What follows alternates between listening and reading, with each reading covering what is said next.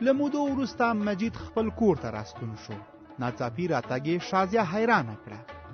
مجید ډېر کمزوری معلومېده، حالت یې ښه نه و. شازیې د کمزورۍ علت وپوښت، خو مجید یوازې دومره وویل چې اوږده سفر ستړی کړی. اوس راځئ واورو چې جانداد ولې ناوخته دوکان ته راغلی او ثمرګل له کومې خبرې خبروي.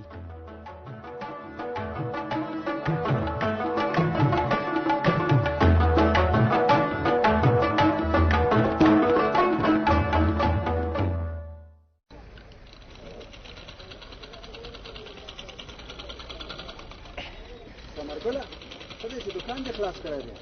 زه خو سهار د وخته راغلم استاذه، خو تا ته پریشان وم چې ناوخته دې کړه.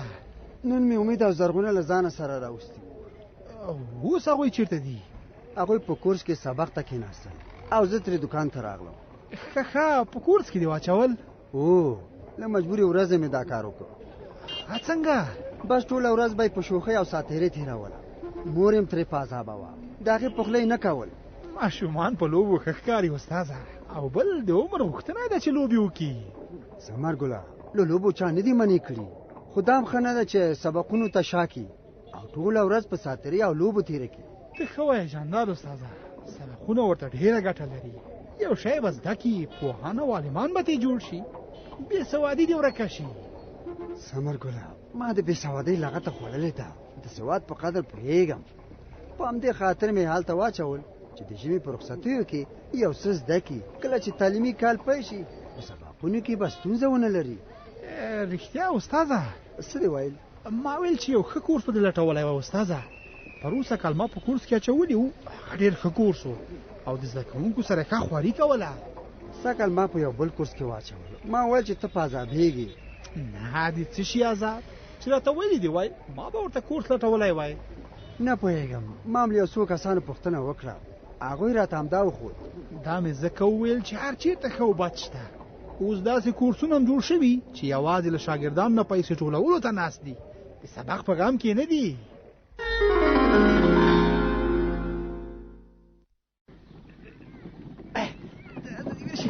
اوس په کراچۍ د سرور خان په انګړ کې امانت او سلامت ودروم. هغه د ګټې پیسې به بیله په یو ښایسته قوطۍ کې واچوئ. ناظره لږ صبر وکړه. تا ته دې ویل شي امدادګه، تا خو له ځانه سود پاک سور مورچکۍ جوړ کړې. له خیره سره خبره څه ده چې داسې سور او شینه اوښتې؟ دا ده چې که نه په خبره مې پوه شوې او که نه لرې د لمخې ګرېوان مې خوشې که وی وی وی وی چې کمیس مې اوس تر لمنې راته وګوښلوې. له خیره سره که سرور خانه مو ویني هغه به څه وایي خوشې که. دا ده چې که نه درته وایم چې کراچۍ را په شا که. ښه ده ښه ده، دا یې را په شا. تا ته دې ویل شي اوس ته خبره ووایه. اوس د نظم ګرېوان خو چې کوم وایه دا ده چې که نه کراچۍ به نوره ستا سره نه وي ښه، زه یې په خپل انګړ کې ودروم. تا ته دې ویل شي امدادګه، ناظرګل بې اعتباره بني ادم نه دی. لرې د له مخې زما غوندې اعتباري بني ادم په دې څلور کجو دنیا کې نه پیدا کېږي.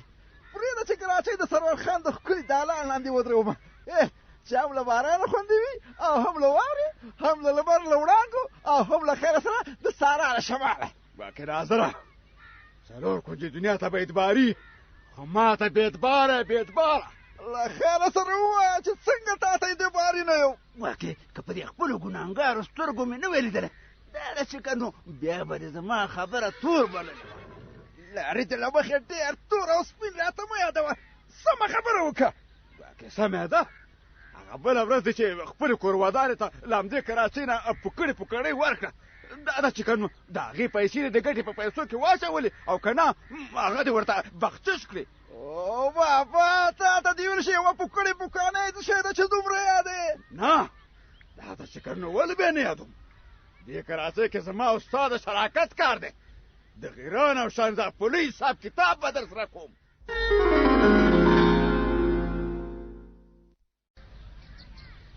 سرور خانه، تا ته وایم سرور خانه. اوه دا خو سید محمد کاکا دی. لږ ودرېږه زوروره. ښه دی دا دی درېدلی یم راشه. السلام علیکم. ستړی مه شي سرور خانه. ته ستړی مه شي سید محمد کاکا. مه خوارېږي، څنګه یې زوروره دې ورځو کې هېڅ ښکارې نه. ته ښه وایې هوا یخه ده چې ډېر ضرور کار مې نه وي له حجرې نه راوځم. په رښتیا چې ژمی په توخونو کې خوند کوي. اوس لکه چې له بازاره راستون شوی که څه لاس کې خو د ډکې کڅوړې وینم. هو بازار ته تللی وم لږه سودا مې په کار وه. ستا سودا خو تل ناظر درته راوړي څنګه؟ ناظر ښه سودا نه راوړي. د میلمنو دپاره مې لږه خاصه سودا په کار وه ځکه خو خپل ورپسې لاړم. خیرت خو به وي. کوم میلمانه یادوي؟ که خدای کول د نږدې ورځو کې احمد ورور مې له ولایت راځي. خپلوان او دوستان چې خبر شي خامخا لیدو ته یې راځي. احمد خپل سبقونه چیرته ورسول؟ سبقونه یې د خدای پاک په فضل خلاص کړل. اوس نو کلي ته راځي.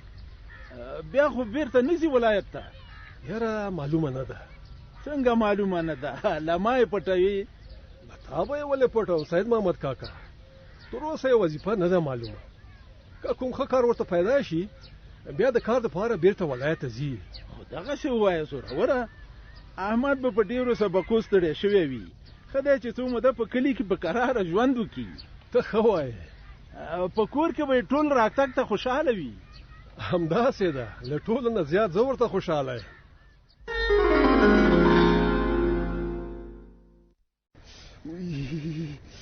یاره تا ته دې ویل شي په دې سړه هوا کې د دې کراچۍ ګرځول هم ډېر سخت کار دی.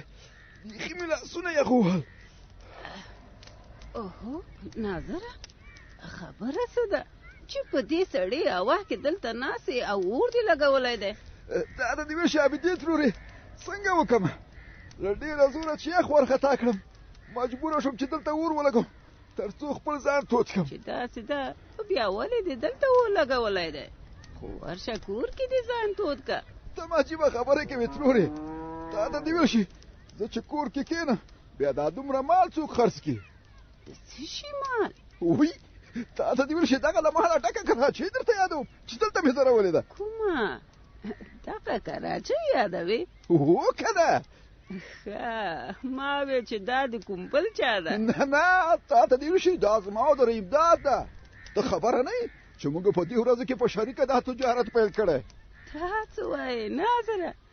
په همدې یوې کراچۍ کې مو تجارت پیل کړی دی؟ هو تا ته دې ویل شي دا کراچۍ نه بلکې زمونږ ګرځنده دوکان دی دوکان چې پکې هر څه وغواړې پیدا کېږي. ښه ودې نه ویلې چې په دې کې تاسو څه شی خرڅوئ؟ تا ته دې ویل شي هر څه پکې خرڅوو له پوقانۍ او شرنګانۍ نه نیولې تر سیخکانو او چارګلونو پورې وایم هر څه چې په کار وي پکې دلته پیدا کېږي. بیا دا خو ډېره ښه خبره ده ناظره. هو لرې د له مخې نیمه ورځ کې زه دا ګرځوم بیا نیمه ورځ کې رحیم داد راځي او دا کار کوي. زه خدای دې ستاسو په کار کې برکت واچوي. خیر اوسې عابدې ترورې. ښه اوس دا راته ووایه چې تر اوسه مو په دې کار کې څه ګټه مټه کړې او که نه؟ او تا ته دې ویل شي دومره ګټه مو کړې ده چې ښه دوکانداران یې نشي کولی. که یو څو ورځې همداسې ګټه وکړو نو له خیره سره ډېر زر به یو لویه مذاقه جوړه کړو بیا په هغه وخت کې پیسې په شاخیو پاتوو. ښه خدای دې وکړي چې له خیره سره ډېرې پیسې پکې وګټئ او ارامه ژوند وکئ.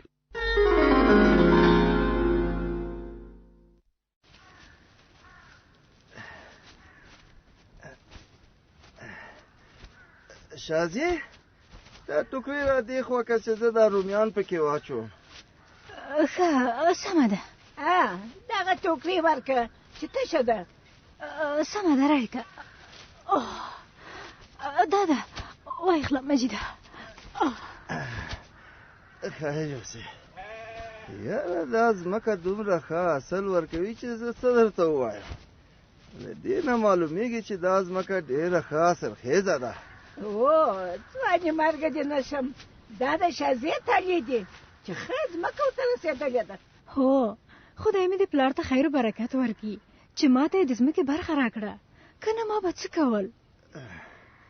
رښتیا هم چې پلار دې ډېره لویه مرسته در سره کړې. شازیې زه خو ډېر ستړی شوم. څه وایې مجیده ځوانې مرګه دې نشم موږ خو تر اوسه کې روغ یو. ته څنګه دومره ژر ستړې شوې؟ والله که پوه شم شازي که په جیب کې دې پیسې وي ته خو یو څه پیسې ما ته راکړه. په دې وخت کې په پیسو څه کوې؟ یو شي ته مې پکار دي. ولې تا سره پیسې نشته چې له ما یې غواړې؟